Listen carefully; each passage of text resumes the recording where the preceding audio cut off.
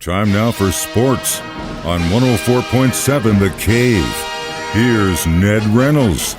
Mike, the intern, Ned Reynolds, talking about hiding from our spouses this morning.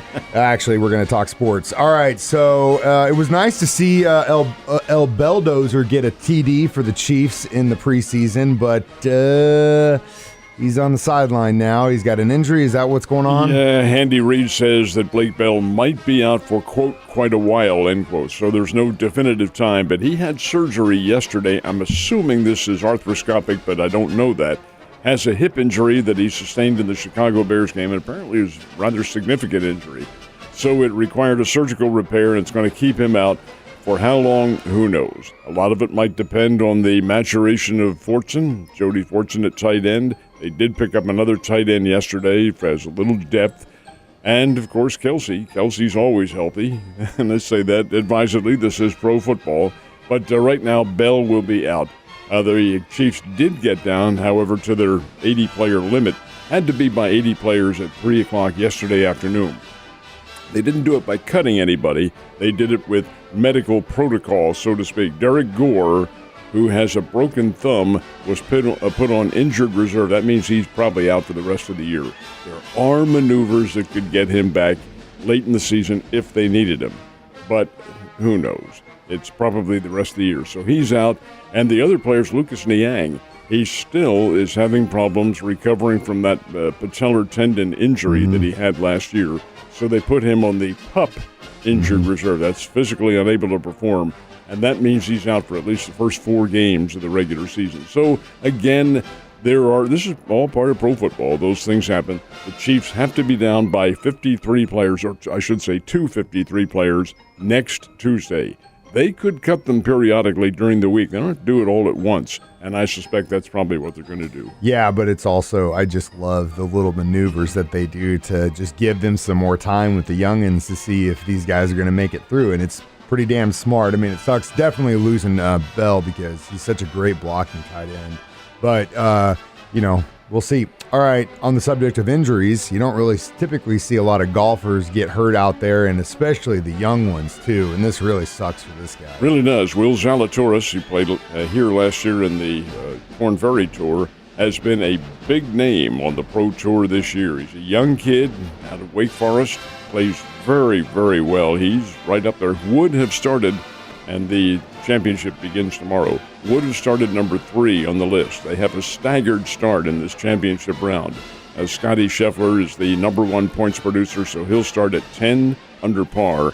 Then I believe it is Cantlay who starts in second place, and it would have been Will Zalatoris third.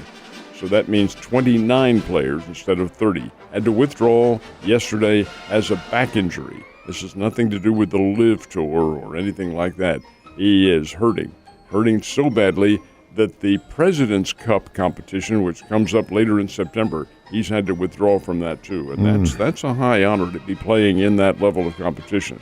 So that's too bad. Nonetheless, 29 golfers instead of 30 will go for that $15 million first prize. Yeah, that's a drop in the bucket for old Nick Saban, who just got a pretty big pay raise in Alabama. He's like, 15 mil. I made that in 2 games. Well, it really is a tremendous boost for him.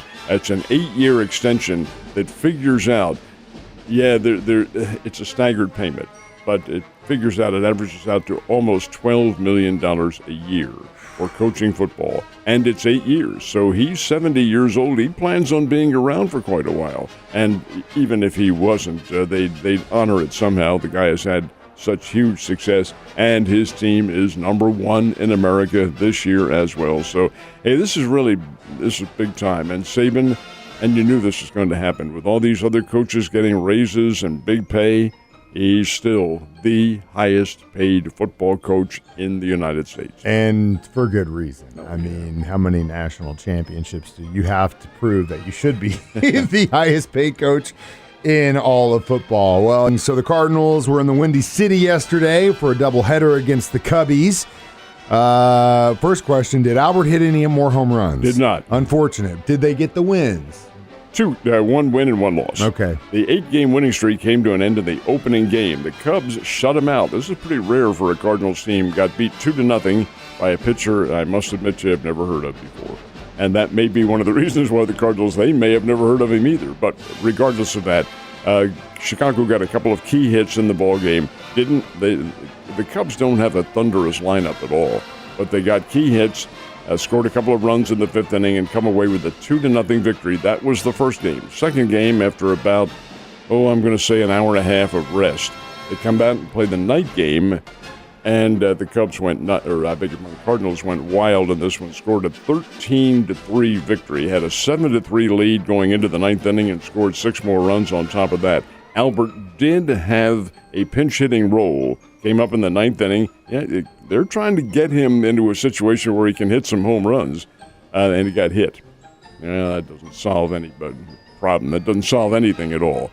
So for the day, he did start the first game and did have a single in that one, but no home runs yesterday. Cardinals get a split. Milwaukee Brewers lose out in Los Angeles, so it's really a foregone conclusion that the Cardinals are going to win that Central Division. They are, and hopefully they can keep this momentum going, because the one fear that I always have when a team like this gets so hot in August is you still got a long way to go, and you don't want that valley to come hit you mid to late September. All right, Royals also in action yesterday. They get a dub. Both the Royals and the Springbirds played. The Royals did not. They're hosting the Arizona Diamondbacks up in Kansas City, and Arizona, which couldn't hit a lick against the Cardinals over the weekend, comes in and hits a lick up in Kansas City. Beat the Royals 7-3.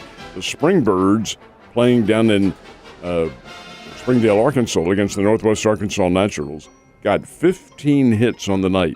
Out-hit the Northwest Arkansas Ball Club by 5, 15-10, but lose a game. Oh, you hate when that happens. And that hurts them too, because the Springfield team mathematically is still in the hunt for a playoff berth, but they have to win.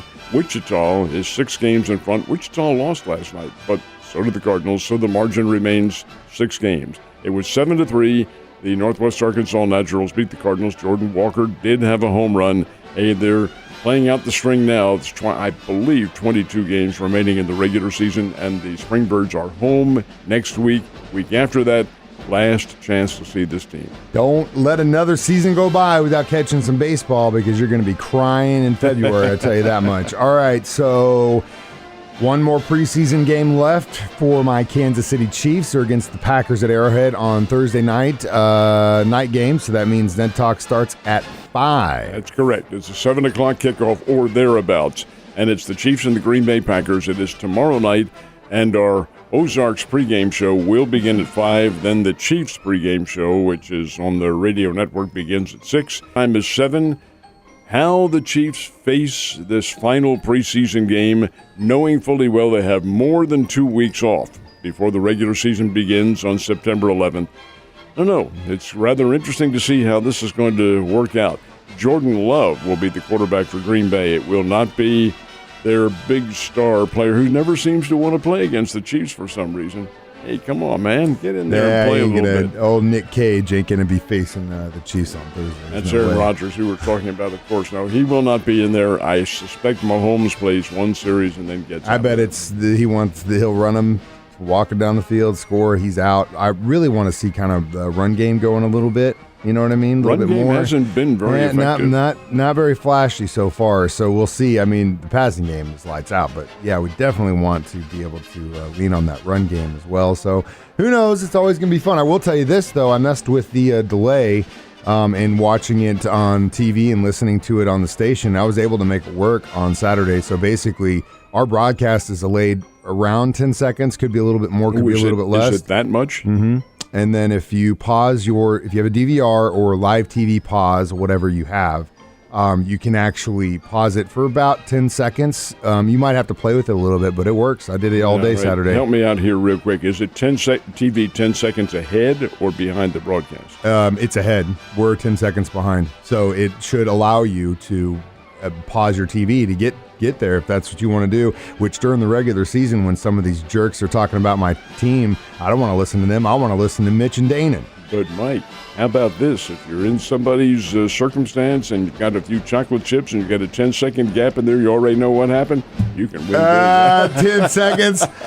You heard it here first. Ned Reynolds counts cards. You have a great day, sir.